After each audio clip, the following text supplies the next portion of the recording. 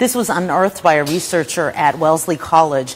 What she found is that in the 1940s, doctors at the U.S. Public Health Service, a part of the U.S. government, were interested in studying syphilis and penicillin. They had penicillin. They weren't quite sure how well it worked. It was in the early days of penicillin.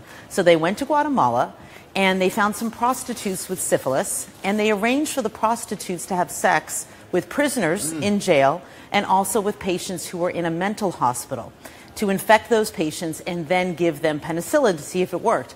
Now, sometimes the patients didn't get sick, so what they did was and this is really horrible, they took their arms and their penises and would abrade them, would sort of rough them up and pour the bacteria onto that skin. And then when that didn't work, they would sometimes just inoculate into the spine. They would do a spinal puncture and give the syphilis that way. And then they would try the penicillin to see how it worked. And let me read a little bit from the apology. It's just coming, today. This happened. Hang on, this is the U.S. government we're talking about. Correct. Human guinea pigs. Human guinea pigs, All right. sponsored by the U.S. government. So Go here's on. the apology.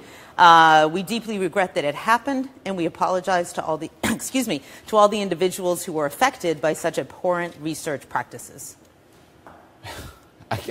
I know, it's almost like you don't know what to say. And we think about, you remember the Tuskegee Institute, the research there that they did on African Americans.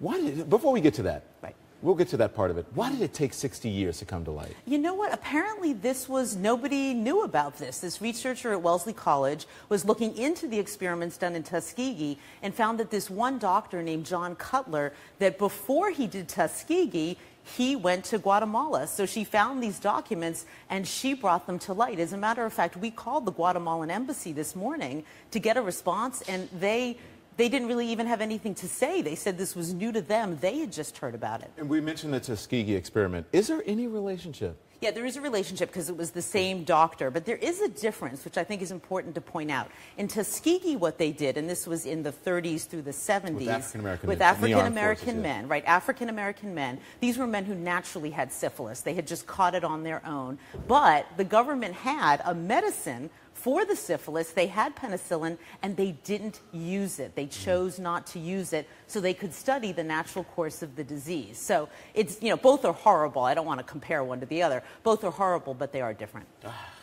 I really, it's unfathomable, as you said, and I saw you reading it just getting choked up there because yes, I can't believe it. It's so disturbing. And, thank goodness today there are different standards there. At that time, it was like the Wild West. You could pretty much do whatever you wanted. Now there are standards for it so that those kinds of things we hope don't happen. Secretary of State, Health and Human Services Secretary, both apologizing as well. The government should apologize for this. Right. It's horrific. This doesn't live up to our standards as Americans. No. And thank God, hopefully this does not happen now. There are standards in place. You would never get away with doing this now.